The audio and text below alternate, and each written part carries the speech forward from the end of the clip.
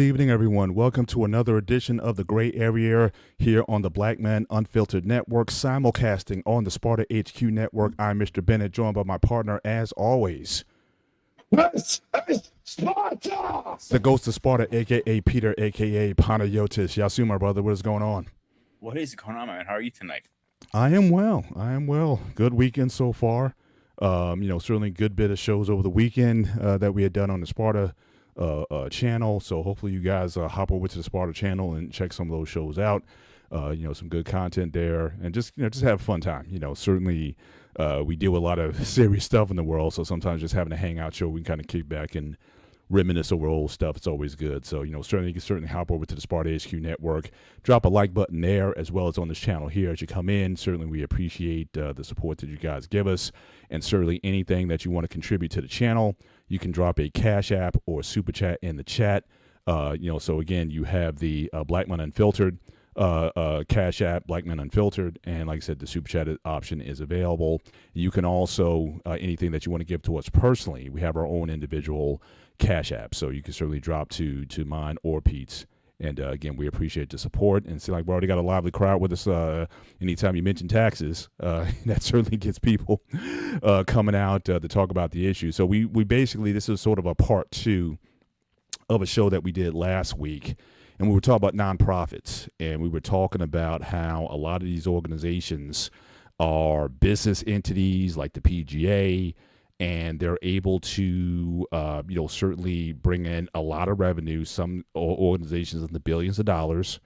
The heads of these organizations make tens of millions of dollars, and but they're exempt from a lot of taxes.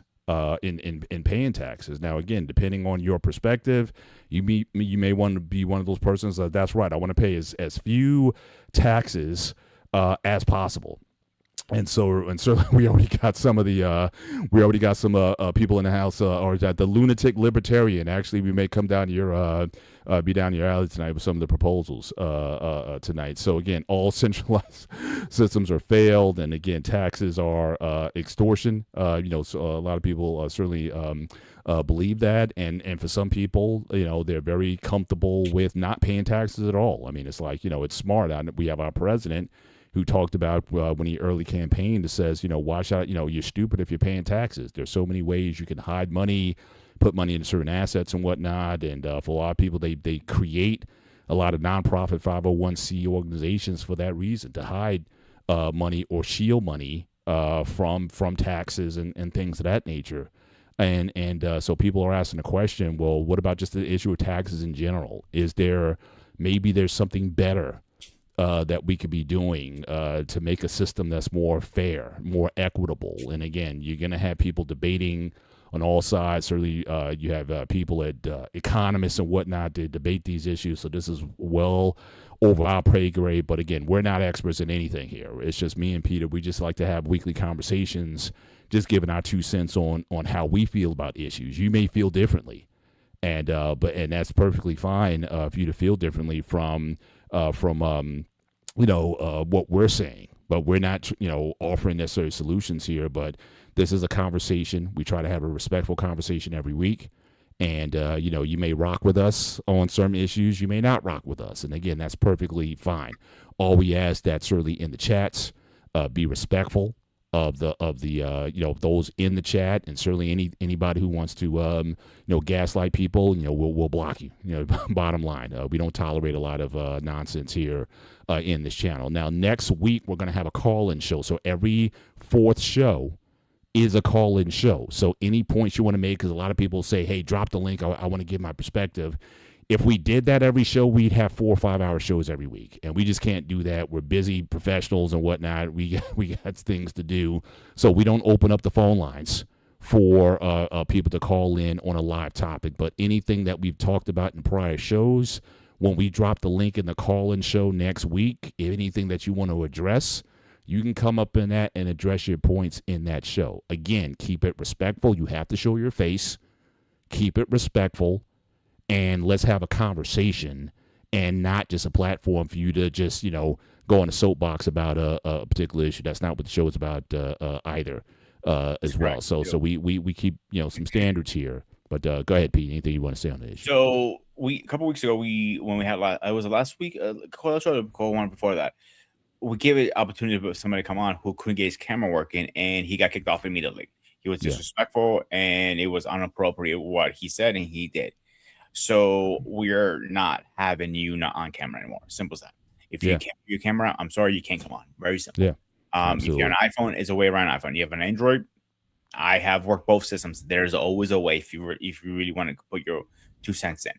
Yeah. So that's all I want to say to that because I'm not having it in its point, and I don't think my partner's not having it either.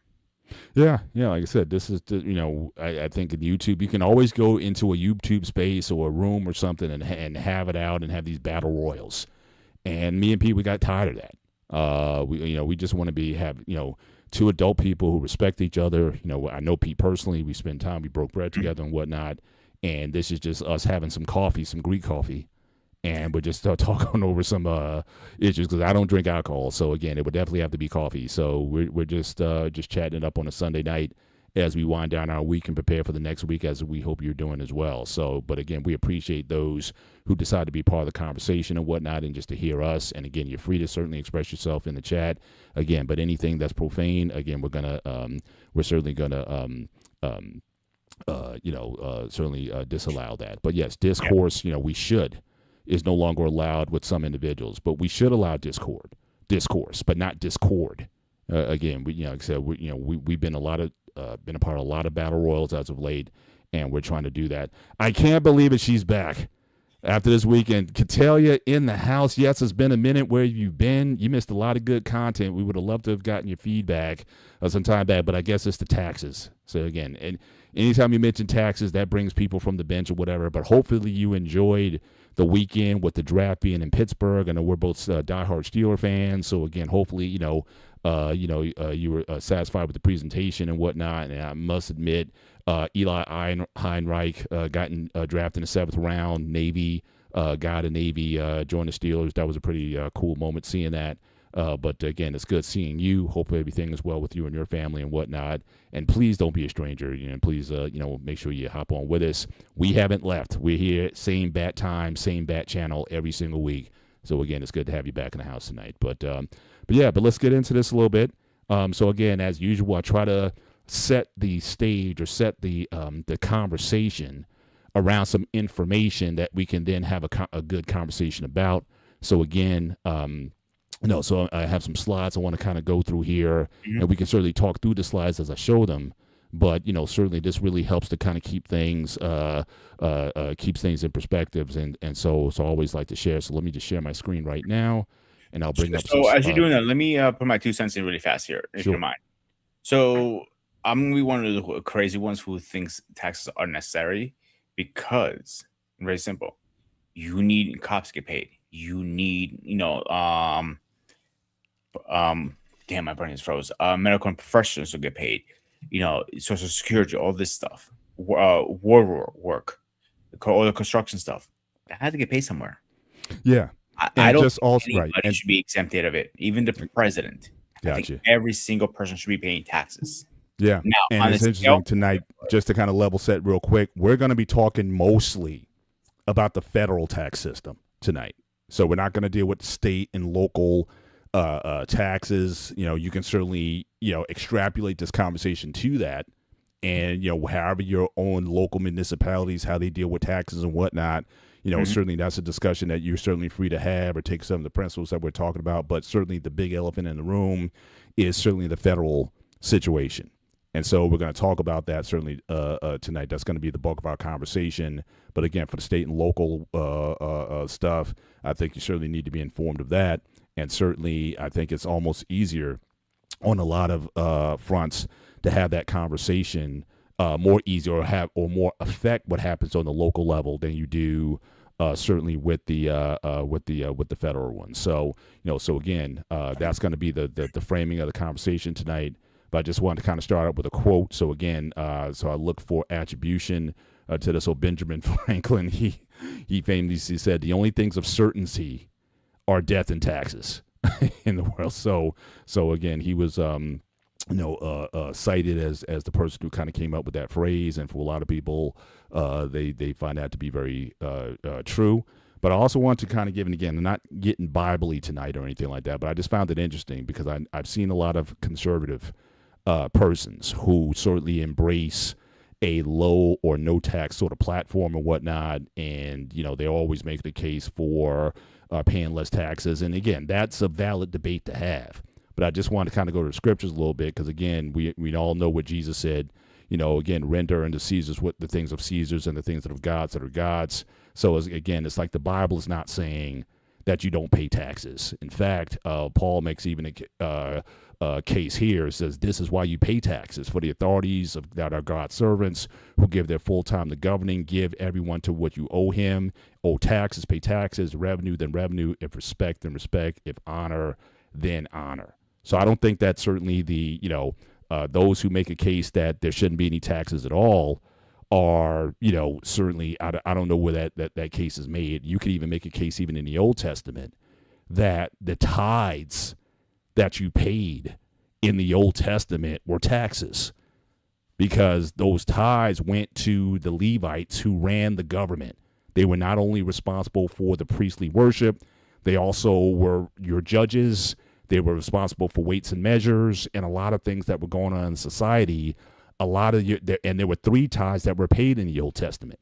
One went to the Levites for their sustenance. You had a tenth that went to a storehouse for national security, and then you had one every 3 years that went 10% every 3 years. That was for an annual festival every year. So again, the idea of people not paying taxes or that certain for governments or for institutions or for nations to run, that to not exact monies from the populace that benefits from that, just as a principle, whether you go back thousands of years or even up to current day, you still have a lot of certainly there is even support for that. So I just want to kind of raise that because, like I said, I know some people, they're very apt to, quote the scriptures and things like that or talk about, low or no taxes.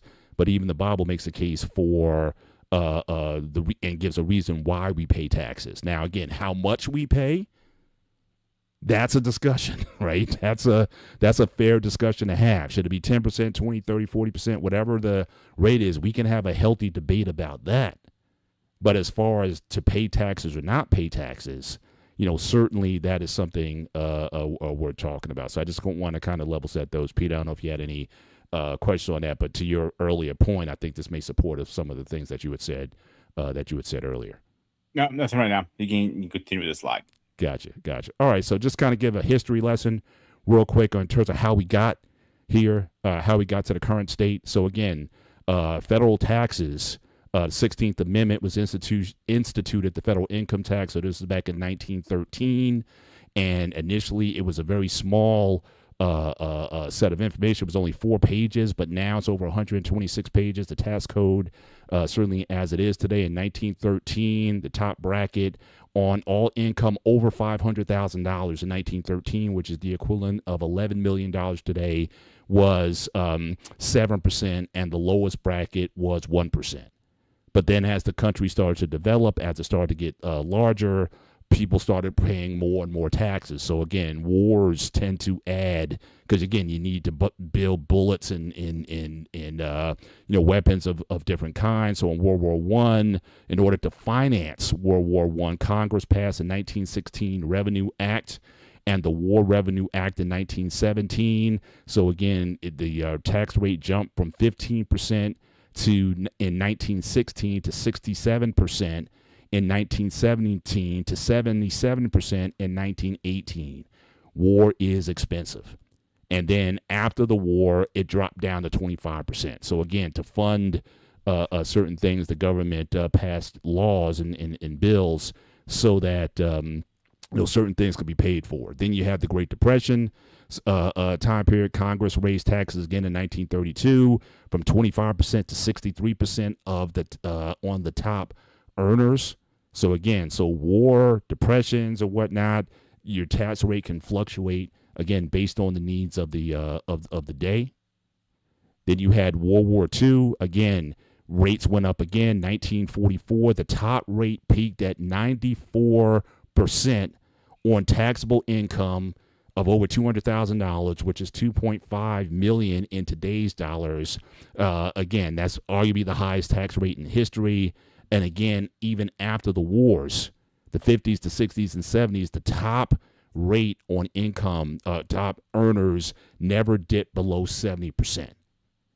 Then you had in the 80s, the Reagan Revolution came in, and he ran certainly on the platform of reducing taxes. So again, you have the Economic Recovery Act of 1981 slashed the highest rates from 70 to 50%.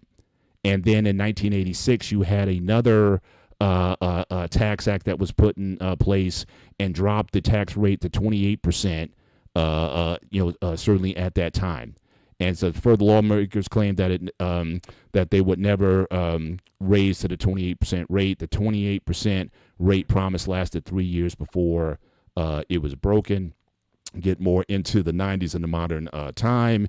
During the 90s, so you got the Clinton era and whatnot, it certainly jumped up on upper earners to 39.6% in the 90s. But the Economic Growth and Tax Relief Act of 2001, this is during the Bush era, dropped it from the rate to 35%. So it went from 39.6 to 35%, and that lasted through 2010. The Tax Relief and Unemployment Insurance Reauthorization Act and the Job Recreation Act of 2010 maintained that 35% through 2012. You had another set of acts in 2012 where, again, the top rate was increased back to 39.6%. So we've been hovering around this. But then when you had the Affordable Care Act came out, that rate actually increased to 43.2. And then in the modern era that we're in, the lower era right now I know they're trying to pass a bill, the big, beautiful bill, that'll hopefully, for a lot of individuals, they hope that's going to reduce the tax rate again for high income earners, but the highest income rate was lowered to 37% in the beginning years of 2018. The additional 3.8% is still applicable, making the maximum federal tax rate of 40.8%. But certainly, again, we've seen fluctuations over time. And just to put this in a graphic way, so you can see, starting in 1913. Obviously it started out pretty low with wars, with recessions, and all those kind of things.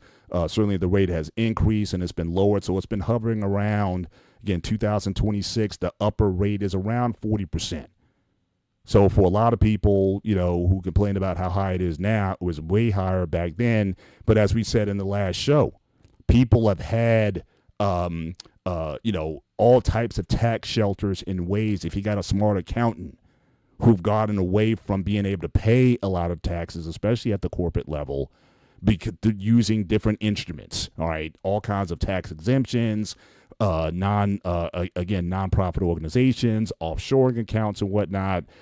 There's always been ways to get around this messy tax code, which again started out as only 4 pages back in 1913 to now it's over 126 pages now. I mean, you literally need to be an expert, like, a real accountant to kind of know how these things work. And if you're an accountant, if someone who has that background in the chat, I know Lunatic Libertarian, you've been long stroking certainly the whole time. Again, certainly everything I've seen so far, you've been certainly respectful. You're making your points. No problem with that. I may not be able to show everything. Certainly as we go through the show, but certainly you say you could go on, and certainly you've done so. But again, no problem.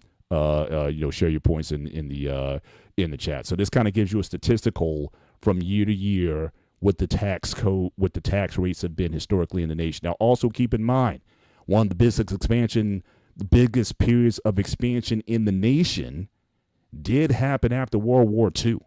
So when you're talking about the national highway systems, when you talk about the, a lot of social service programs and whatnot, all that ballooned and bubbled in that period after 1945. And so when you had those higher tax rates, could you have done a lot of those projects if you didn't have those higher tax rates?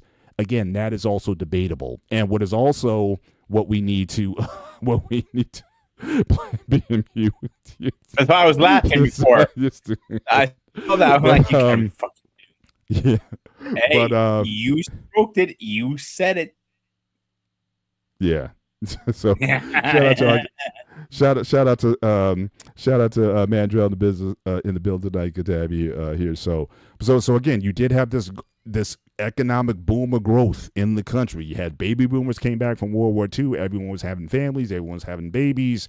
You had this big growth in the country and whatnot when you had these upper rates, which is why some people, again, whether I agree or not, that's not the issue tonight, but some people make a case that we need to go back to these higher rates because that's when America was at its quote unquote greatest in the 40s, 50s, and 60s when we were booming as a nation when you had these high end rates. But we also know about the spending. When Harry Truman was in office, what was being spent in the military was just ridiculous in terms of what they were charging for certain things. So again, when you have government, it's one thing to bring in money, but then you also it's fair to ask the question, what are we spending our money on, and how much are we charging for things that we're buying that the government is spending our money on? I think those are fair questions to ask, and so that's another conversation as well. And certainly I'll show some charts when we go there as well. But just on the U.S., just on just what I showed so far. What are any thoughts that you have on what I've shared so far?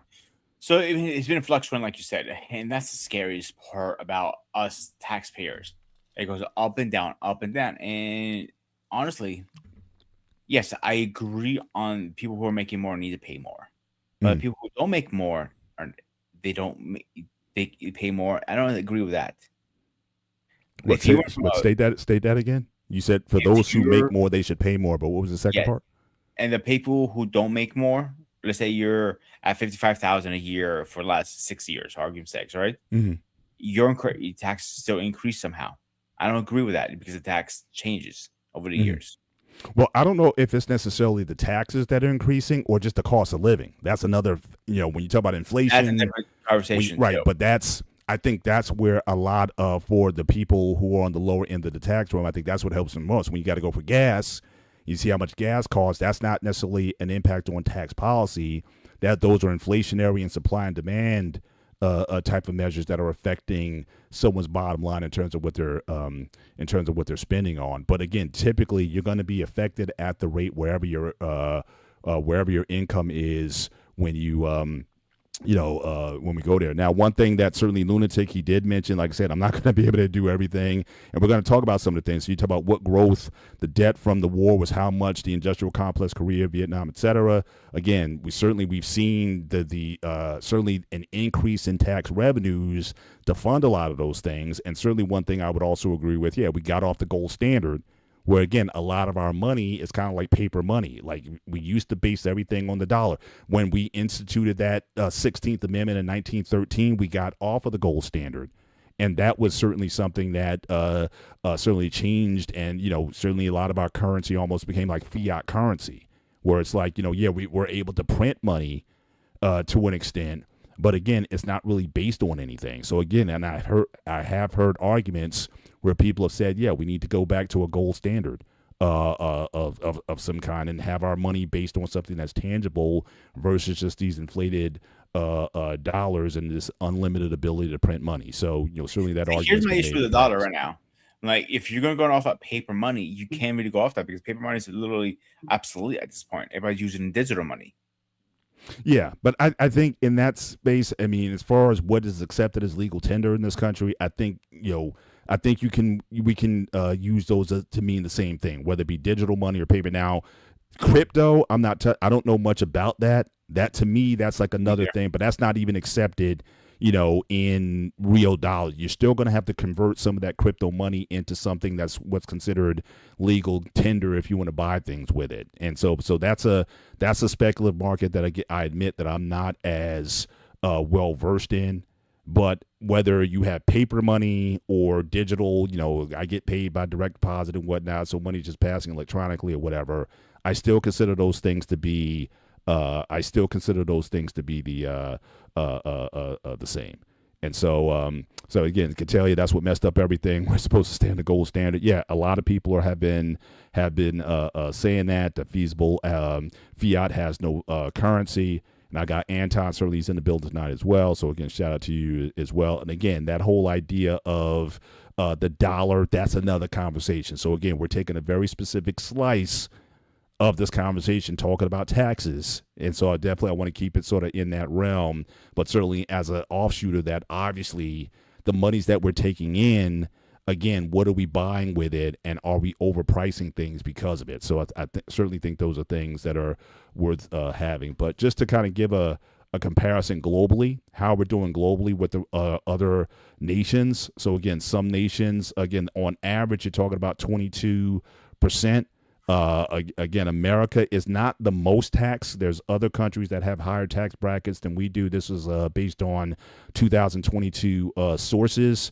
So a lot of Europe and Soviet Union actually has lower tax rates, but at the same time, a lot of those nations don't have necessarily their own militaries. Like a lot of those NATO nations, for example, they do rely on a lot of NATO or U.S. support for their militaries sort of to back them up. So again, we do spend a good portion of the monies that we take in on the military industrial complex, which I'll talk about certainly in a little bit. But again, some countries like in Brazil, South America, much higher tax rates than what we have in the U.S. So for people who think that U.S. we pay the most taxes in the U.S., that isn't true. You have a lot of nations that pay a lot more in taxes than we do. And you can certainly look at this chart here and see which nations, and you see a lot of these European nations, they pay a lot more of their money, some nearing 50% of their money. Denmark, France, whatnot, they have large social service networks. They do free education,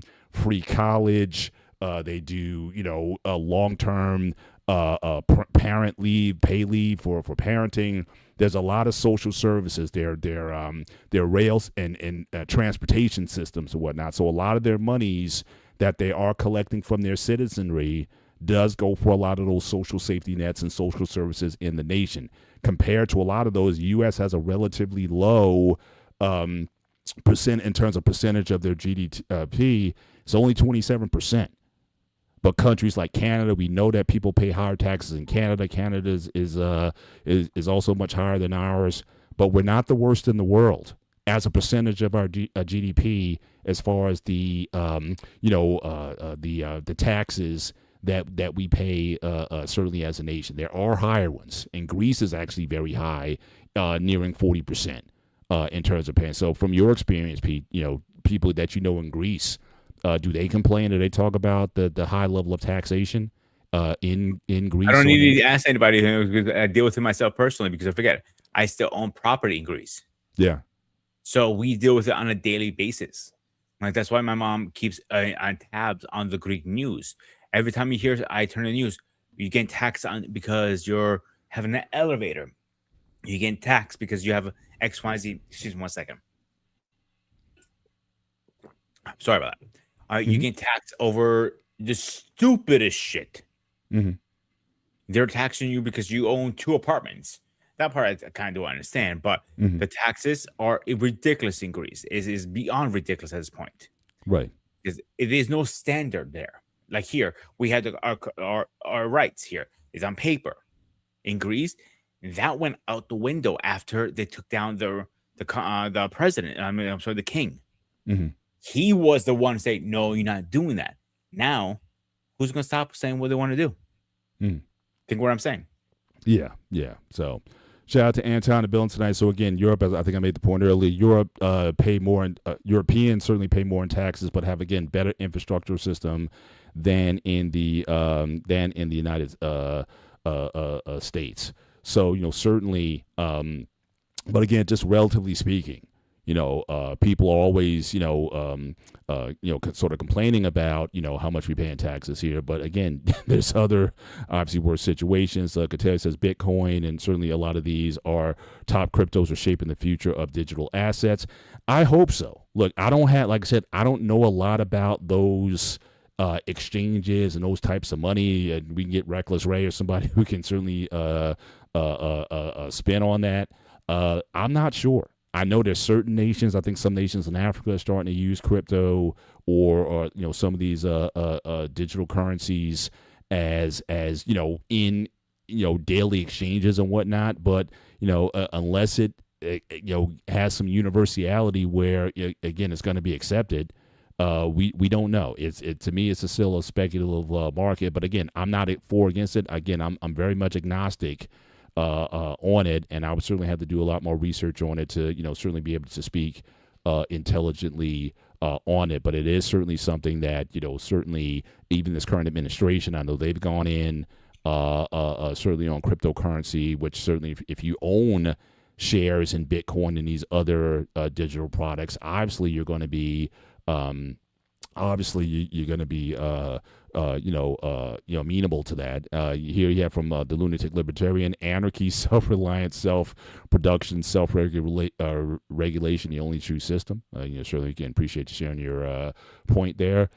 Just want to go a little bit into, again, let's talk about the deficits a little bit, because again, the whole idea is you're taking in tax money, but then we're spending.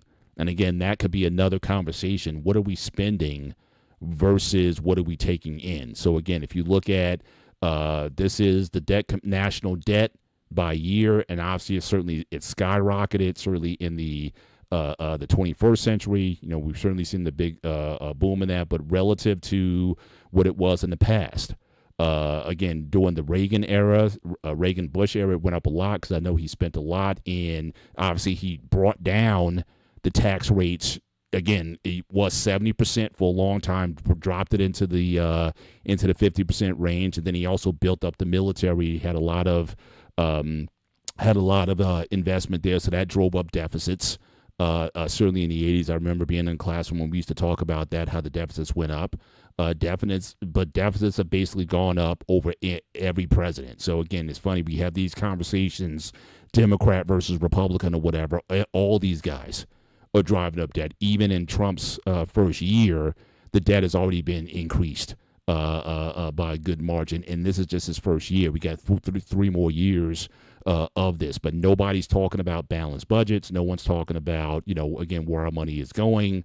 But certainly the Biden presidency as well as the Trump presidency, no one can say that certainly everybody kind of got their beaks wet. Certainly in this time where the comparison the debt has gone up. Again, if you just look at it by president, I mean Biden, certainly added over $8 trillion, but Trump, he's right behind him, and he's already added certainly a good chunk already. The Obama years was increases, the Bush years, highest increases in history. Again, Woodrow Wilson. Again, this is certainly in the early, the late teens, early 20s. But again, you didn't have, certainly compared to today, you didn't have a ton of national debt. You only had a couple $1 billion in national debt at that particular time. So again, presidents have certainly have added to. Certainly added to this. Certainly, again, chronologically, again, I'm only going to be dealing with, again, the recent presidents, certainly in the last 20-something years. And again, each one of them has increased the national debt, regardless of the tax rate that they were at. The national debt has certainly been increased under all these presidents. So again, I'm not shilling for one side or the other. I'm just saying that all these guys have certainly had a hand in certainly that debt going up. Now, where is our money going? So when we talk about spending, so just here, this is again, yeah. So again, this is a committee for responsible budgets. So again, we're spending $6.8 trillion, but the revenues that we're bringing in, this was back in fiscal year 2024, is $4.9 trillion. And so, you have, certainly a lot of it goes into the social safety nets, again, Social Security, Medicare, Medicaid, again, the defense is about $900 billion. And again, President was just asking, he wants another $1.5 trillion for military spending. Obviously, we have a conflict in Iran that we're dealing with. So again, more money is being asked to pay for a lot of these measures. But again, are we bringing in the money to pay for these things? And when we don't, this is why our national debt is increasing, because you have more and more need for a lot of this this sort of spending, both mandatory spending like Social Security. That's by law that we have to fund a lot of these things. Are discretionary is the military budget is a good portion is a good portion of that. And so we gotta, so this is where our monies are going, but again, is it matching the revenues? And then the conversation becomes: is this a demand or supply side issue? Do we need to cut spending, or do we need to raise revenues? And what's the best way to do that? With causing sort of limited pain on one side or another. Do you hurt business, or do you hurt the general population? That's always the debate that certainly Democrats and Republicans always get into. Again, I'm not going to get into a long conversation on that. But again, I just want to focus on, again, what our tax dollars, again, what are those things that are certainly going to that. Just to kind of also give you a breakdown. So we have currently what we've had this progressive tax system. So again, this is to support what you were saying, Pete. Again, the more money that you make, the more money you pay in taxes. So again, the upper percentage right now is 37% or 40%, depending on the ratio there. But generally, any income, whether if you're a single filer over 640,000, you're paying the topmost percent at 37. Or if you're married filing jointly, they bump it up a little bit to 768. But again, based on your bracket. So if you're not making a lot of money, you were talking about the guy making 50,000 or 55,000. He or she's gonna be in the 22% bracket at that point in time. And what I do like is, now there used to be something called the marriage tax penalty, where again, if you both were filing, your tax bracket would actually go up and you would pay more in taxes because you were married. I would like to see a reverse of that. I would like to see where, again, being married, having children or whatever, have a lower rate, because again, for a lot of people, they're saying, they're saying that, people aren't getting married and having children, and what's that going to do to our economy long term? So again, if that is of a national concern, then should married people also get a break, being taxed at the same tax bracket as a single single tax time out bracket? 1 second. Yeah. I like the King Smith comment really fast. Mm-hmm. We're pretty much going over taxes. And King, I know you're familiar with Bitcoin and crypto. If you want to put your 2 cents in the comments, please put my guess, because me and Poe have no idea anything about that stuff. So yeah, I think the point that I think I could tell you was making the point is, again, in terms of the future. So currently, the way money works now is it's mostly fiat. Like I said, we moved from the gold standard back in 1913. And a lot of our money is simply what is printed on paper that the government accepts as legal tender. The Bitcoin and whatnot is not as of yet. People hold assets and whatnot. I think there might be a couple countries in Africa that are allowing for it to be used in commerce. Not sure if we'll ever get there where it will be accepted as that. So again, I think Catellia was optimistic about the future of it. So King, if you have some comments on where do you think crypto is going, will it be used as regular everyday currency or not? I think that's the question. Again, I don't know as much about it, but I do know people who are passionate about it, are heavily invested in it, or at least starting to at least put some monies into it. Certainly just as a reserve in case if it does go in. But I know some people, they're like all in on the crypto side. But mainly the topic tonight is not so much about currency. It's mostly about taxes, who's paying taxes, what are the upper rates, where our tax money is going, and what we're going to get into a little bit later on is maybe are there some alternatives to tax systems that we can suggest. And again, we're having a conversation. We're not saying this is something that's going to be implemented and there's a lot of momentum for these things or whatever. We're having a conversation, like I said, just like we're having coffee. What if things were different? So again, for a lot of people, we get on us, we say, oh, y'all talking about stuff that'll never happen. Maybe not. But we find the conversation interesting. That's why we're having it. And we hope that you find the conversation interesting because we're having it. Because I don't know where else these other conversations are being had. So that's the genesis of the show. So if you're looking to us to be some sort of think tank, or that we got all the answers or solutions and whatnot. I know we got people in chat, lunatic libertarians. So like, you definitely have some proposals and things that you would certainly love to have implemented. And, certainly I wouldn't doubt that you're working towards those things. Again, this is a conversation, not a think tank where we're trying to, we like as if we got things figured out. But again, we appreciate anybody who wants to be on the live tonight and be part of this conversation. Just some of the comments that were said earlier. Anton says, where your taxes going? A lot of things people already know, things that don't officially exist. Certainly that could be true. I can tell you the marriage tax penalty when married people pays more in income taxes than they would if they were unmarried, often affecting couples with similar incomes. Yeah, and I'm thinking if people are so concerned about marriage and family, then should married people get a break? Because doesn't that promote marriage and family, which is what a lot of people want? So again, that's just one of those things where it's just a suggestion, but yeah, just like people want different credits for things, and corporations are always asking for credits and whatnot. What about a marriage credit? If you decide to take that vow and whatnot, what if you did have something that gave you a little break and encouraged people to be married versus being single and combine your assets together? Again, some people would cringe at that idea, but it's certainly something worth asking.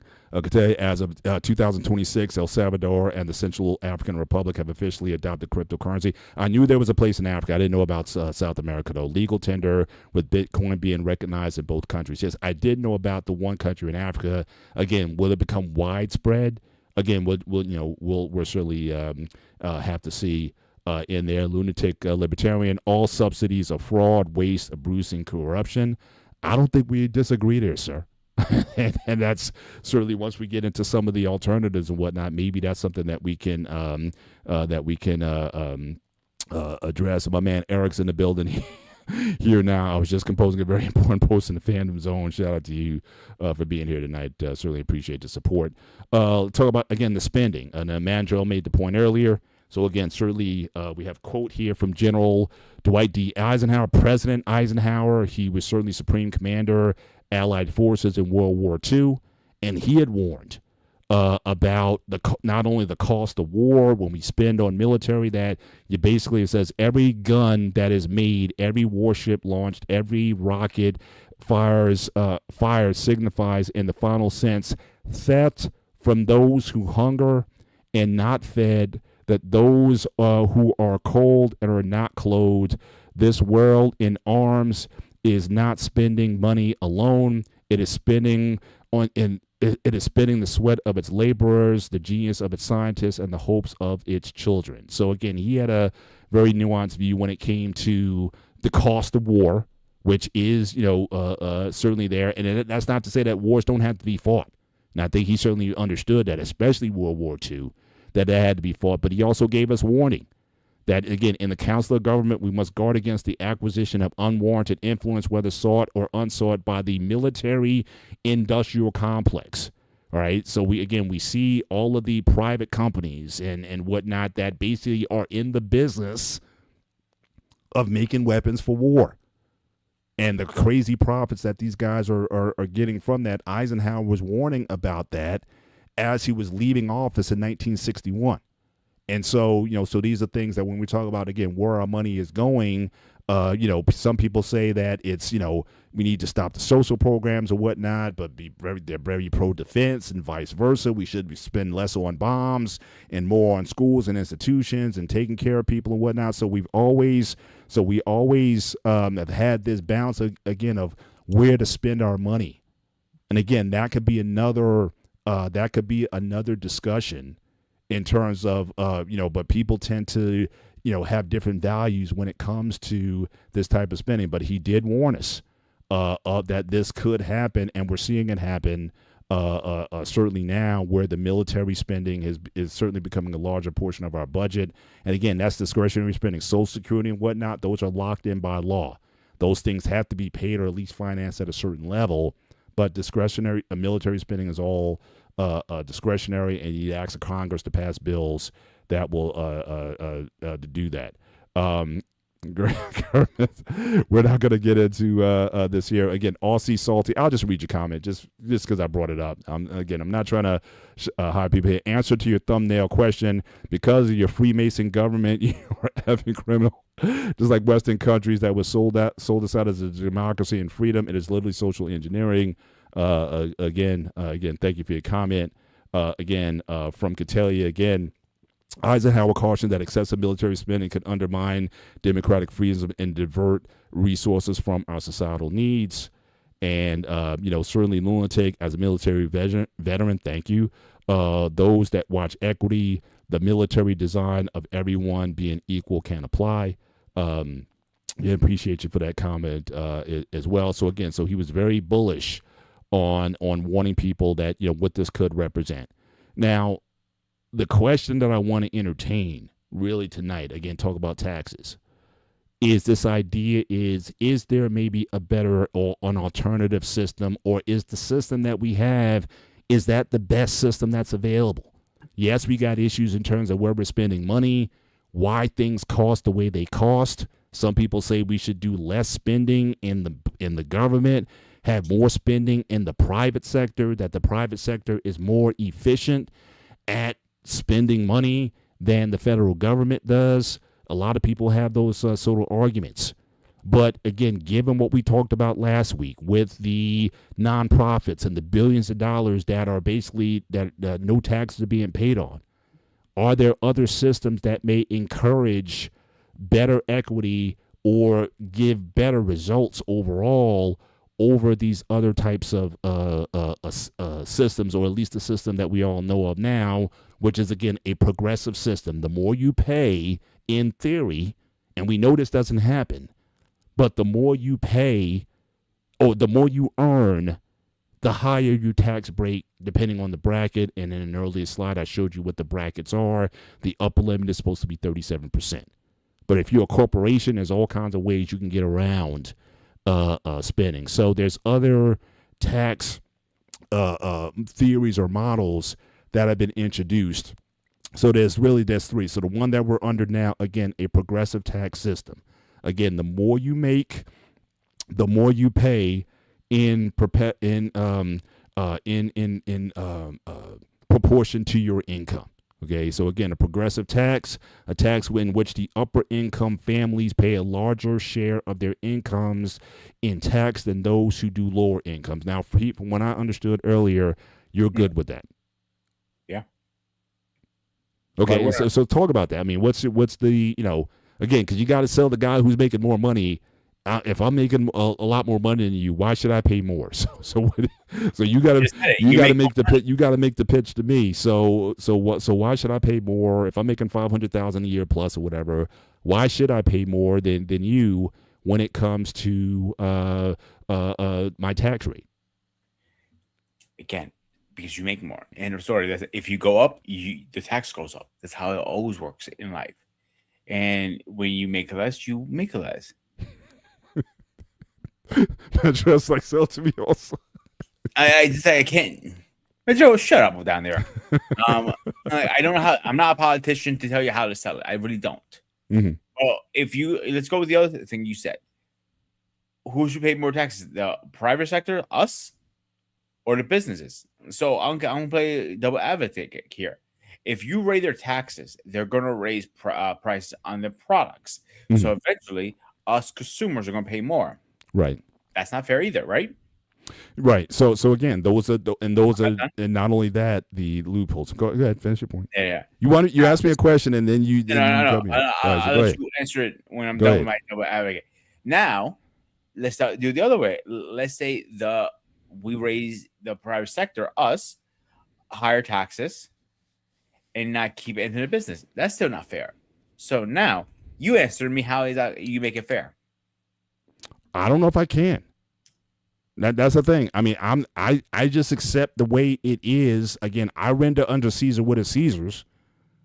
But how can I make a case that because you make more money, you should have? Again, if you want me to appeal to your conscience or to your sense of, okay, well, basically you've been blessed with much. Too much is given, much is required. You want me to quote the Bible to you? I can try to do that. But again, any person who's making money, the whole idea is that you want to keep more of what you earn. I work hard for that money. I put a lot into the into the system, so I deserve the fruits of my labor and whatnot. Now, some people will push back and say, well, again, in the fact that you were able to build was because, again, there was an infrastructure that was built for you to make that money. So we talked about the tax system back in the 30s, the 40s, and the 50s when it was upwards of over 90%. That built roads, bridges, infrastructure that allowed you to make the sort of money that you have. And so because we invested in, the argument sometimes is, well, then you should be willing to pay more because we're able to make you very wealthy based on the infrastructure that was built by tax dollars. And when we had that upper 90%, that is arguably people argue was the biggest growth. Again, some people argue like lunatic libertarian. Some people argue whether or not that was growth or not. But nevertheless, again, the highway system in the United States, what allows you to drive from New York to California, that was all built in that time. A lot of the dams were built in that time. Hydroelectric power plants. And different big major national projects were built in that time with those higher tax rates. And now you're telling me as a rich person that you want to pay less in tax or significantly less in tax than what it is now. And it's already at the lowest point that it's been in decades. You had an upper rate of 94%. Now it's at 37%. And you're still saying to me that you're paying less, that you want to pay less in taxes. So that would be my pitch. Whether or not you want to agree with it or not, that would be the pushback on the person who says, well, why should I pay more in taxes? And even when I'm paying, you're talking about 37% of what I'm paying overall. Do you want to go back to the 90% what you had back in the day? But again, that's, like I said, I'm not an expert. I'm just giving my 2 cents in terms of what I've heard. But again, that's even for the first person, they're going to ask the question, should I pay more than you?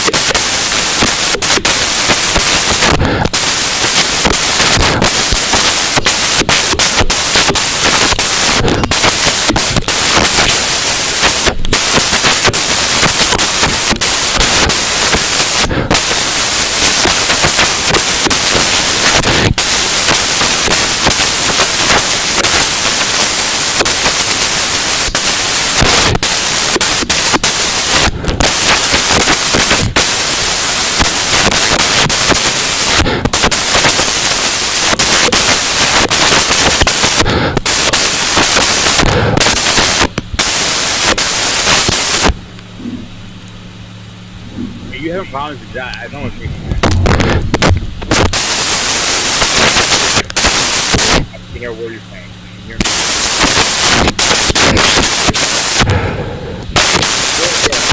Okay, hit one.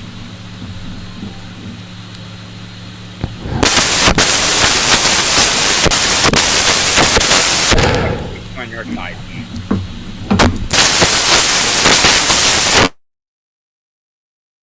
All right. If you guys can hear me, at least hit one, please. No sound at all. All right. Freaking King had to be in the show. That's what happened. All right. I'm not sure.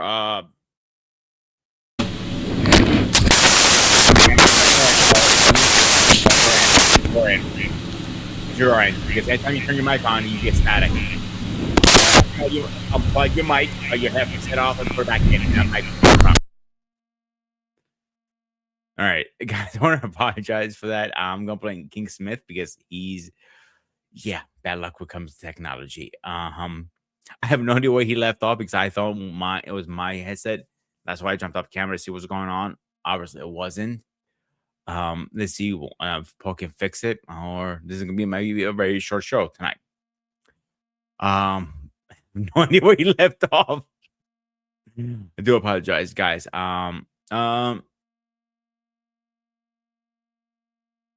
Yeah, it's stable because my Paul, you up? You back yet? All right, 1 minute. Because I'm pretty sure it was coming from his mic. Because when he was talking, it was coming from it.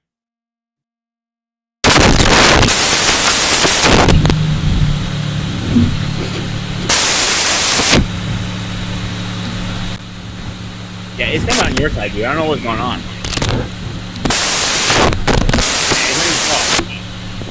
I'm plugging like I told you. Like literally, I'm plugging completely.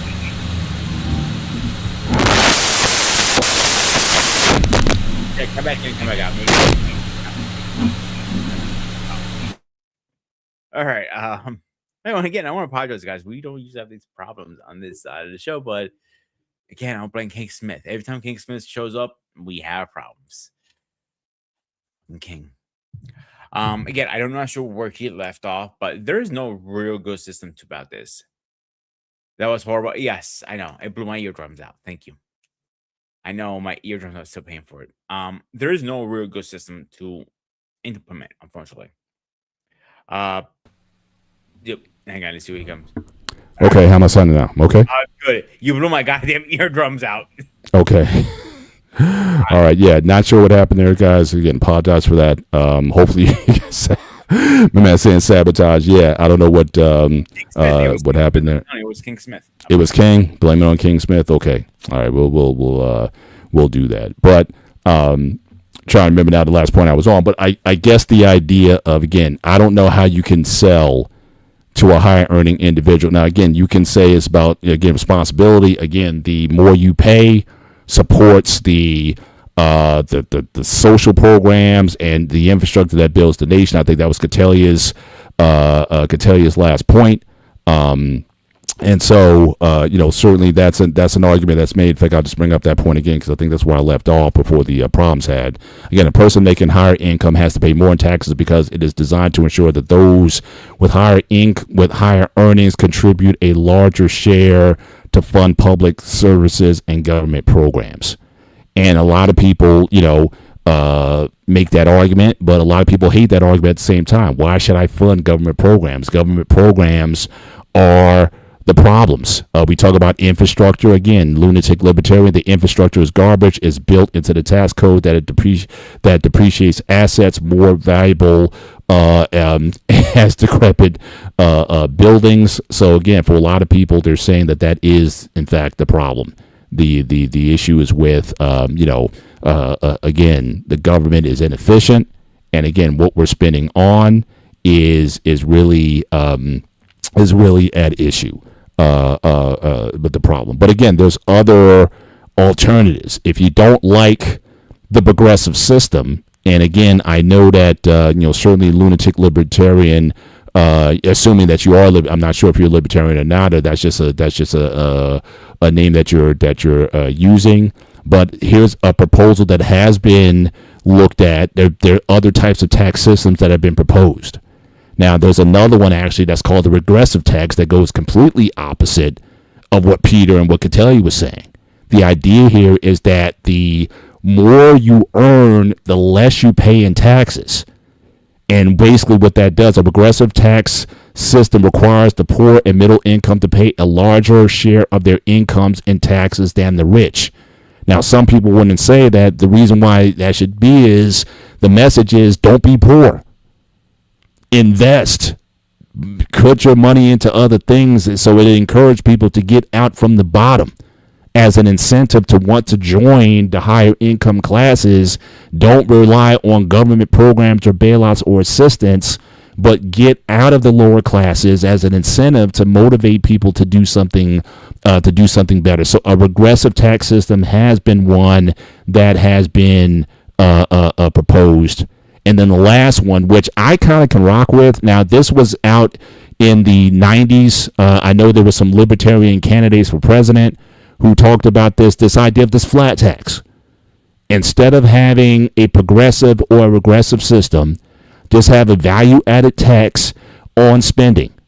And so it's going to be proportionate in that. So again, if I make $1 million, I pay a flat rate. If I make $10,000, I pay a flat rate.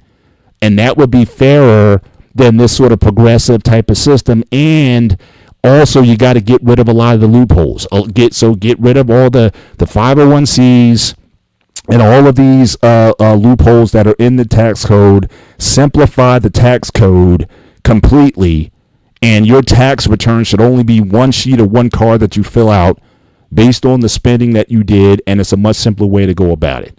So that's fair for the people who are low income. Because you're paying. Well, they say it is fair because again, you're only paying in percentage of what you earn. So let's say if the tax rate was at, in fact, I got a definition here. Let me go to this slide that talks about, in particular, the flat tax. So again, flat tax. Again, I know certain political candidates, certainly in the 90s, I really started hearing about this, and I do know a lot of libertarians who were talking about this as a proposal. So again, Hall-Rabushka flat tax would replace the current income tax system with a consumption tax. It is part of the two-value system. A value add will be added tax at the business level, except wages, which would be deductible. Wages will be taxed at an individual level with an exemption based on family size. And they said that the tax would be 19% across the board, but you pay no other taxes. So it's 19%, and it's based on your profits. So again, so in short, the flat consumption tax, even though it looks like a wage to the households and a variant of the VAT to most businesses, therefore, except for the exemptions, the economic effects of the flat tax are essentially the same as those as the value added tax or sales tax. The flat tax could be split into two parts. Again, the business tax and the individual tax. Firms will be responsible for paying taxes on the sales that they have, deducting wages, pensions, material costs, and capital investments. Individuals will be responsible for paying taxes again at a flat rate on the wages that that the firms have deducted, but only on wages of an exemption level. So the idea is that there would be certain exemptions that a company gets. So you're a corporation. You can exempt your what you pay in wages, what you pay in terms of capital expenditures to make the product, but on every sale you pay 19% flat. No hidden costs, no hidden fees, no offshore or whatever. It's just taken as taken on the sale of every item.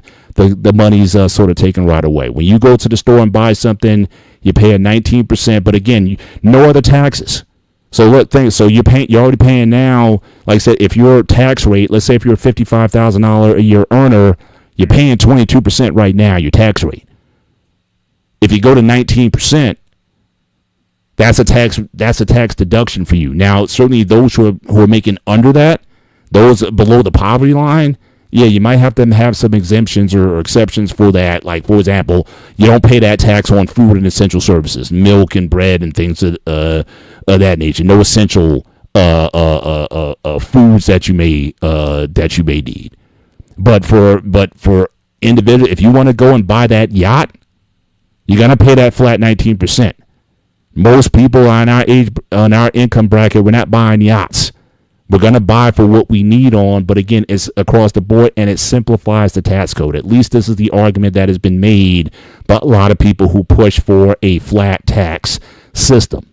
Now, it's interesting that I get into arguments with a lot of church folks over this idea of paying a flat tax, but they're big on tithing, right? They say, oh, well, whether you believe in tithing or not, again, that's a totally another show. But for a lot of people, the tithing or 10%, that was something that everybody was supposed to pay. So if you made a lot of produce, you paid a 10%, or lower, you paid 10%. So it's interesting that for a lot of people, they're pro tithing, but they're not for the flat tax because they just think it's unfair to those who pay at the lower income brackets.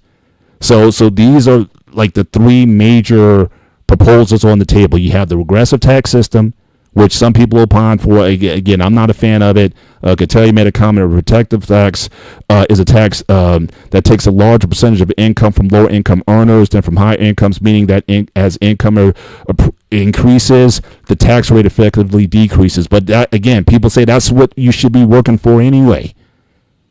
Why do you want to stay poor? Why do you want to stay in the same bracket? You should be doing things to put yourself into a higher income bracket. And so as an incentive to get you out of it is why a lot of people say to do it and to invest your money. Again, why? So you can certainly earn more income. But for some people, especially, again, a lot of libertarians really pushed on the libertarian platform, that here Lunatic says, yes, I'm a libertarian. Flat tax is the most popular if a tax at all is implemented. And again, libertarians ran on this for years, and there were certain things, like I said, when you're going to call me a liberal or a Democrat or a Republican, I'm all over the map. You got to ask me the issue. I'm liberal on some issues. I'm conservative on some issues. I'm libertarian on certain issues. And so again, I don't have I'm not having an advocacy for one position or the other, but certainly a lot of when they talk about the flat tax, it makes sense to me, as long as, again, if you want to have some protections for those at the bottom. So if you're making, again, poverty line or less, do you get some sort of credit? Do you get some sort of like now what they do with the EBT cards or something like that, where you can buy stuff and not pay taxes on it? However you want to do it. But the hundreds of pages in tax code, if you could eliminate all of that, you wouldn't need as many people working at the IRS if you had this kind of flat tax type of system. And that's why a lot of people do it. So it's fair in that, again, if you got money to spend your money. You're going to be paying taxes on what you spent. And no, you can't deduct that yacht as a business expense. So again, the trade-off with the flat tax is none of this, oh yeah, my corporate yacht, yeah, I use that in promotion of my business, so it's a tax deduction. No. If you bought the yacht, you're paying the taxes on it, and we're taking the money for that there. So again, I've always thought that this was a fairer system if, and again, it's a big if you get rid of all these exemptions. You got to get rid of all of these write-offs and loopholes and dark monies, and you got to get rid of all of that. What you spend is what you pay on. I think that is relatively fair. Is it going to be easy to implement? No, because as Anton was saying earlier, everybody's making money off of the current rules in the tax code. But if you did go to something that is just a simple sales tax, and I don't pay any other taxes at the end of the year, I don't pay any other business taxes, only on what my revenues are, and the only thing I deduct is, again, certain expenses to run the business. I just pay taxes on my profits. I'm good with that. What about you? How do you feel about that? Presented in that way, if we can have somewhat of a safety net for those who are on the poorer scale, could you rock with something like that, or do you still prefer the progressive system? I need more information on it, but I am open to have negotiations and conversations about it. Mm-hmm. Because I don't completely understand it the way you broke it down, to be honest with you. But if somebody's willing to sit down and break it down to the T and dot the I's for me and explain it to me completely, mm-hmm. then the line of communications is open now. Mm-hmm. We can move forward from there. to see if it works or not. But I have to make sure, it makes sense for me personally. You know what I'm saying? Yeah. Today, taxes is also a little personal thing too, because every politician is looking out for themselves and tax wise. Can we agree on that? I'm sorry, say that. Probably just reading the point. Say that one more time. Most politicians look for themselves. Oh yeah, I mean, all of them, like I said, all of them want to certainly wet their beaks in the current system. But the idea is, again, if the upper tax rate is 37%, or back in the day was like 90%, if you said we're just going to do a flat tax on sales and profits at 19% or 17% or whatever it is, there's less incentive to want to hide your money because, again, overall you're paying a lower percentage of your money.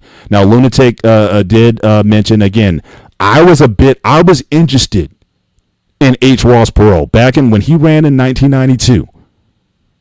I watched every infomercial that he bought on primetime TV in 1992, and he was a big believer in the tax rate, and I thought he actually did well in the debates with Clinton and Bush. He had me listening until he had the admiral that he picked as the vice president candidate. When he came out with that admiral guy, and he's like, "Why am I here?" I think that sunk it. But he did get some traction. I think he had the best numbers by an independent candidate in decades. I think he got something like 13% or 16% in that election. And so I was, like I said, I remember, like I said, I was interested. He kind of made a lot of sense. He talked about the spending. He talked about the military budget. And this guy was a military guy. He comes from a military background. He talked about the military-industrial complex. So you had a lot of people from both sides of the political aisle. I remember being in the lunchrooms at work talking with both liberals and Democrats about Perot and being like, maybe, But again, when it was a Stockdale, I think was the vice president's name, the candidate that came out, Admiral Stockdale. Everybody was like, no, that was like the worst mistake that he made. And again, I still don't know if he would have won. I mean, obviously, certainly it's very difficult for outsiders to win if you don't have any insights or you don't have a political apparatus. But again, it was grassroots. And again, he had me very entertained. He was self-made. I think his company was EDS. Built a company, and again, very, stern military guy. He tried to run again in '96, but again, I think the thrill was gone. I think in political campaigns, I think you have to take advantage of the moment. And again, I just think he can never get the magic back. But again, the fact that he had those, and again, I watched all of those, and I remember the debate he had with the Vice President Gore on CNN. He had a debate with Gore talking about NAFTA. And again, regardless of what you feel, some people think NAFTA was a win for the U.S. Some people said it was a big failure to the U.S. He was not a NAFTA guy. And they went at it and in the debate. So again, I was intrigued, but he couldn't get support. And again, the vice president pick, I just think that was people just weren't rocking with that, because you had a guy who was probably older than he was, and he always looked like he almost had Parkinson's himself. I mean, no diss, but the guy just wasn't sharp. Maybe back in the day or whatever, he had a distinguished military career. I don't want to, certainly diss that, but it was just raw. But some of my folks, y'all remember, again, Lunatic saying, go back and look at those privately funded debates, infomercials that he did. Those debates that were done back then, I thought they were, I've watched them over the years. Like, I've gone back because I'm a big history guy. So I went back and watched some of those. and he definitely scared a lot of people in terms of his, definitely, he definitely stirred a lot of people to action. But again, he couldn't build anything that was sustained. I think a lot of times when you're coming in, it's sort of like a popularity sort of thing. People were certainly not happy with H.W. Bush because of just the cost of things, the inflationary thing. Clinton, they were basically anybody but Bush. Clinton came in, and I guess he was sort of the moderate Democrat, guy that people thought was an alternative to Bush. But again, I think Ross had the room. But again, it's what you do with it. Yeah, you will never see a third party. Like I said, he did the best in that time, and I just remember a lot of guys was like, we can rock with this. So Gore's a billionaire based on climate policy that he implemented. He's a real probably human being. Yeah, I mean, a lot of guys, again, they used what was there to benefit themselves. And Ross had an opportunity, but he's got to take some of the L on what happened in that time. But it was fun. It's probably to this day, it's probably one of my favorite campaigns. And like I said, I was a campaign junkie. Like I used to watch, even as a kid, I would watch the 70s. I think my first one was 76 with Carter and Ford. That might have been like the first time I really kind of got into politics. And then you had Carter and Reagan and just all those things that kind of came after.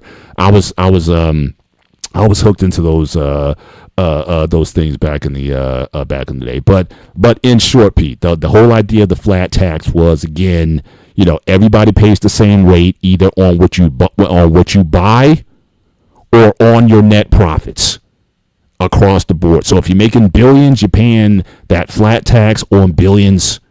And again, you had a very simplified tax code at the time. And that you didn't need an accountant to kind of figure all these things out. So for a lot of people, they were, that was an alternative. Now, again, where that is now, again, libertarians, they've been trying to get back some sort of relevancy. I think certainly within libertarianism, and again, lunatic libertarian, you can correct me on this. There's been a lot of internal fights in the Libertarian Party. They've got their own internal issues that they got to sort out if they want to be relevant as a political voice again. But I heard there was like certainly in the last election or whatever, there was some major uphealings. Larry Sharpe. I heard Larry Sharpe. I heard him in a debate. I think during the 24 campaign. I listened to a lot of that. I listened to a lot of the libertarian debates, certainly at that time. And again, for a minute, libertarians had my interest, but it seems like to me, they sounded more like MAGA than what I typically knew as libertarians, at least in my view, from what I saw. I really, certainly in the 90s, I really tried to give the libertarians a shot. I kind of fell off for a minute, and I started trying to listen to them again because I didn't like where everything was going. And those guys, so again, I don't know what the state of your party is right now. But again, I heard there was a lot of turnover, there was a lot of defections, and there was a lot of you had the one guy who was in Congress who I believe was a libertarian during Trump's first term who left Congress. I think he might be of a Middle Eastern sort of background. Again, I can't remember his name off the top, but I know he was a major voice, but he had left. But he seemed like, again, a reasonable person. But he's no longer in office anymore. And I think, if anything, when they had all that upheaval in the Libertarian Party, I think he basically got pushed out. So, so again, that's all I know about, the libertarian side of things. But I'm going to just drop here. But we could just have, again, just a general conversation. But again, I just want people to know that, again, I'm open to all types of alternatives. If you don't like the progressive system, like I said, I'll render unto Caesar what is Caesar's. If you don't like the progressive tax system, figure something else out. What else do you have? Or like Pete is very satisfied with the existing system. My only pushback would be those people aren't paying taxes. And that's the issue. Like most of those people, like Trump, got exempt. I don't think nobody should be exempt. If you are in this country, there you go. Thank you. Yeah, Justin Amash. I like Justin Amash. I thought he was a reasonable guy. I was listening to what he was saying. And I don't know what happened, but there was like some big internal, stuff that was going on, and I think they bounced him out. Or you had some more conservative wings of the Libertarian Party that got influence, and it was too much for him. But when he was in office, I thought he was a reasonable guy that I would have listened to. And I've heard several interviews and whatnot by him. I thought he was reasonable, but they didn't want him. So like I said, I don't know what the current state of the party is now. But thanks for bringing that reference up. I appreciate it. But I'm sorry to cut you off, Pete, but I just wanted to acknowledge that. No, it's fine. Like I said, if we can find a way for everybody to pay, I don't care your nonprofit, a this or that, everybody pays. I think we'll be in a better shape, and that's the problem we're having right now. People find exemptions. There should be no exemptions. You're making money, you're getting paid. The only people who get exemptions are people who are homeless. Mm-hmm. Yeah, and I think so. Obviously, we got to go back to the, I guess that Supreme Court case where you had, with one of the justices who's no longer with us. You talk about corporations are people too. When corporations were able to buy into political campaigns, and you started having people able to give millions through different PACs and whatnot to political campaigns, I think that really messed a lot of things up. In the political process, also, where corporations had a lot more influence over politicians and corporate policy. But I thought that Supreme Court case, I think, really screwed a lot of things up for people, and that is also why it's less likely. So if I went back to Justin Lunatic Librarian's points again after the Ross Perot revolution. People were like, we can't get close to this again. And then in the fact, let me see if I can find that case. Corporations.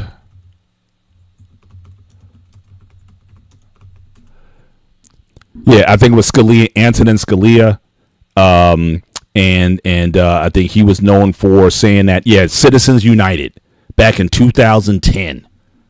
So I think those two acts in and of themselves were, were really put, I guess, a death nail into why people are, frustrated, certainly with the system, or not allowing for that. Now, again, if the Libertarian Party can get some traction, and you can certainly figure out some things. Now, again, lunatic libertarians, wide spectrum political views. That's why so much infighting. True, but again, like anything else, a divided house cannot stand. And again, I thought a lot of the rhetoric I was hearing sounded a lot more MAGA and right wing than what I typically knew libertarians to be, which was pretty embracing of everybody, for at least from the 90s. Like I said, I know a lot of, especially African Americans. I know a lot of brothers who were like, "Yeah, I can get with Ross Perot."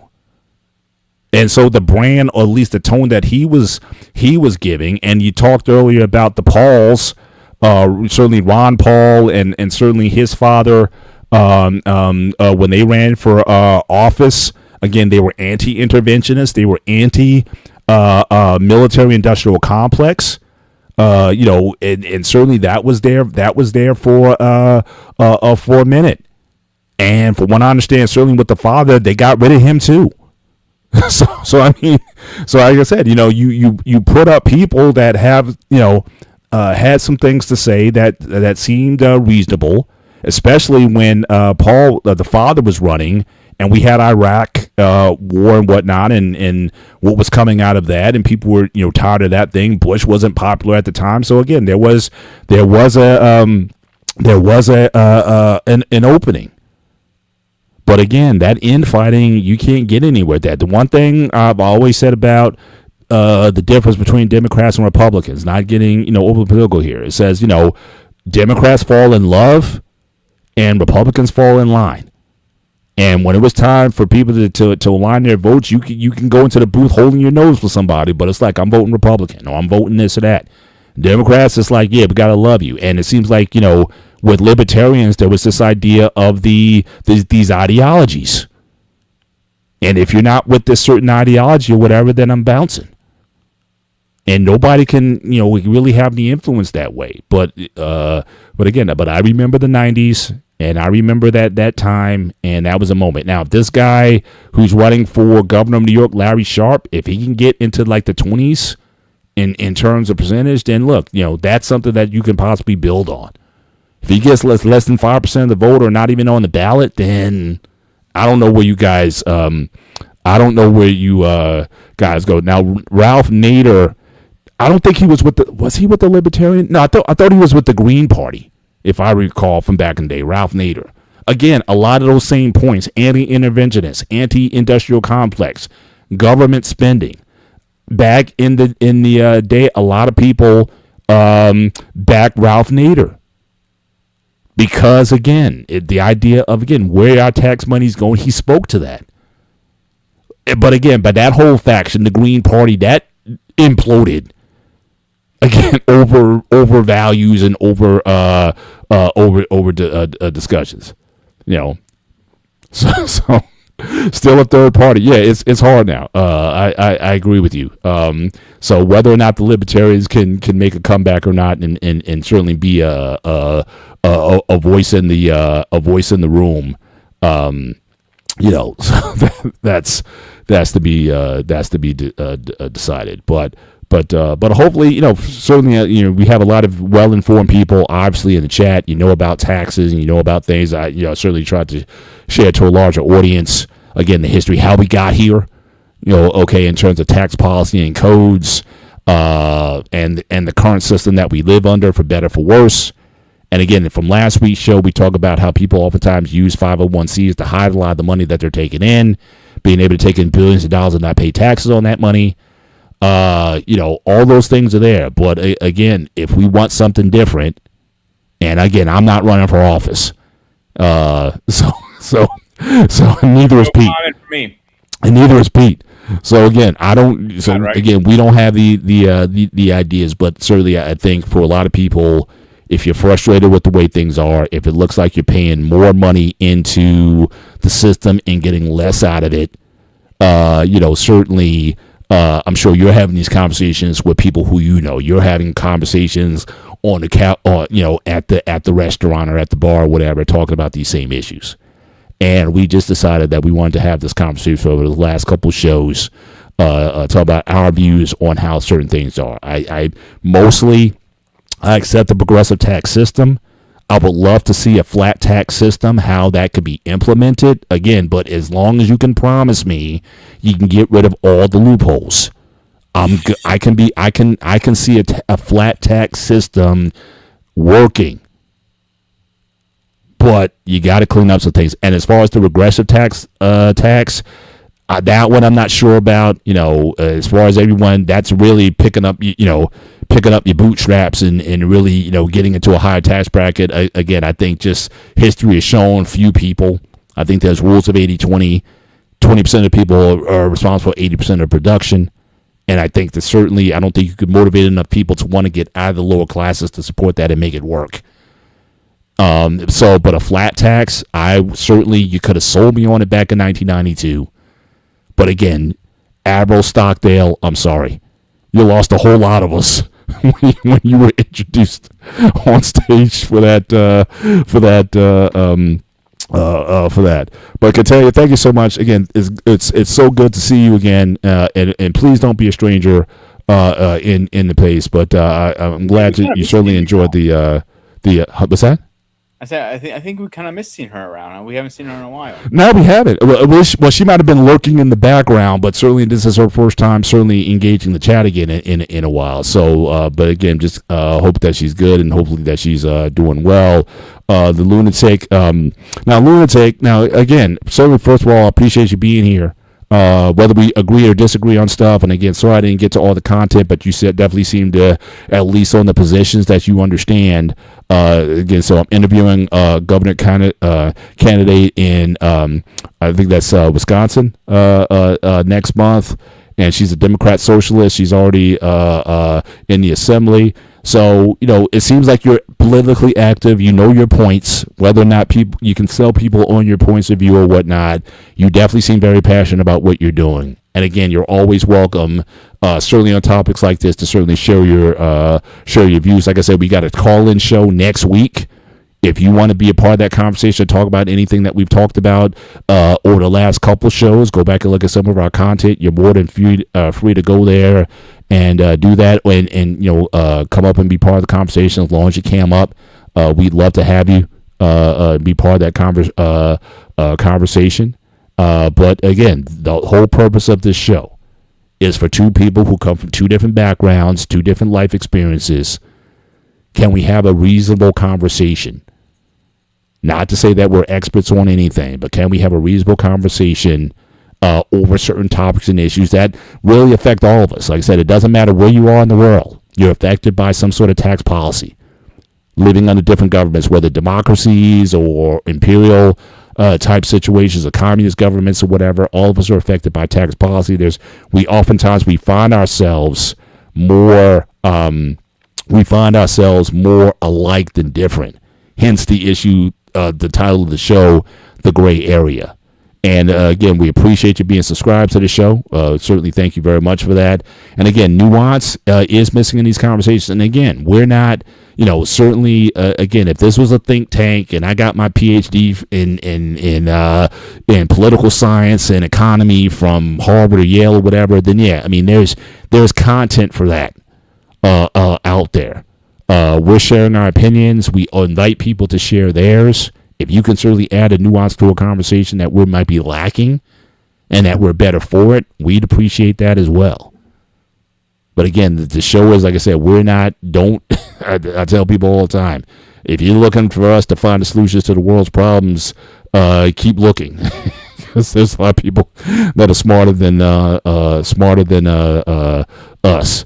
And that you're a master tradesman, again, shout out to you. Certainly, like I said, if we ever get the opportunity to interact with you, certainly I would look forward to that. But I think we spent, certainly a good amount of time here, certainly on these topics the last couple of weeks. We can start to certainly land this plane a little bit, give you guys a little bit more of your time back on Sundays. But again, can't tell you enough. Appreciate you guys being here. It never ceases to amaze me that, certainly on a Sunday night, people got to get ready for work, got to get kids ready for whatnot, and you guys decide to spend your Sunday nights with us when, you got the NBA playoffs going on. My guy Anton, you got the NHL playoffs going on and whatnot, and you might be watching the game in the background while still listening to us. We appreciate, again, what you guys, how you guys choose to spend your time with us. We don't take that for granted here. And but with that, I think we can start to land. So again, get into final thoughts, certainly on this topic, or certainly from the topic from last week. Taxes, again, is a very complicated area, but it certainly affects all of our lives in one way or another. And regardless of what side you're on, a lot of us feel that things are unfair. So again, you got the wealthy that thinks it's unfair. You got people who are poor who thinks it's unfair. People in the middle who think it's unfair. And everyone's asking, is there a better way to do things that we can all sort of buy into and be happy, if there is such a thing, to pay taxes? Because again, it does fund certain things in this country that we depend on. Or are you the type of person who's like, we shouldn't have any tax at all and just let private industry do everything? Those are conversations that everybody has at a certain level. But again, I think that's my final thought for the day. But again, sorry, Ross. Salute to you, sir. Yeah, you almost had me back in 1992. All right. And that's an era that, again, I've gone back so many times and watched those debates and times. You almost had me. But you had a missed up there that was costly. You never recovered from it. But Pete, I'll turn it over to you for final thoughts so we can get out here a little bit early tonight. If we find a fair way, a simple way, a good way that works for everybody, I'm all for it. But I don't think it's going to be like that easy, unfortunately. Because one side has cut the military's funding. I disagree with that completely. The other says cut that funding, do this, do that. Let the rich ones get away with it, no pain, like Trump. How can you make it fair? That is my argument statement. Because you can't right now. I feel like. I'll leave there. Yeah, and I didn't get a chance to talk about it a lot. I mean, certainly for those who are like less taxes, I think can everybody be at least of the ilk that Reagan sold us on trickle down economics. That if you cut the tax rates on the upper income earners, that all those benefits, wages, and everything would trickle down to the lower income brackets. That they would take, the government takes care of the businesses, and the business will take care of the employees. Do you believe that? Did you ever believe that as a policy, as a way of going forward? I mean, that's how it was pitched and that's how it was sold. But all it did was it added to more national debt. The debt got into the trillions under Reagan, and it's been growing ever since. So, certainly can we put that theory to rest of trickle down economics? But again, people still try to sell it. That again, if we want to have increased GDP, we want growth and whatnot, cut taxes on businesses. We've been sold this, but again, I don't know if we've had Bush administrations, Reagan administrations, Trump administrations. It hasn't manifested. So again, do we need to start thinking about something else? I don't think you should tax the rich to kingdom come, but can we do something? So things to think about, but again, certainly make sure you hit the like button, certainly on the way out. And again, not only here on Black Man Unfiltered, but also, again, jump on over to Sparta HQ Network, hit the subscribe button there as well. Drop a like, certainly, for this show and for this content. If you appreciate the sort of content that we give you guys on a weekly basis, we'll be back next week. Again, next week is, again, our call-in show. Next week. So again, on all of these topics we've been talking about over the last few weeks, any you guys want to be part of the conversation, you're more than welcome to come up to it. But certainly for myself, Mr. Bennett, and he is Sparta! the Ghost of Sparta, a.k.a. Peter, a.k.a. Panayotis. This is the gray area. Certainly looking forward to seeing you guys next week. Enjoy your week. So for myself and Pete, take care. God bless, and we will see you next time. Good night.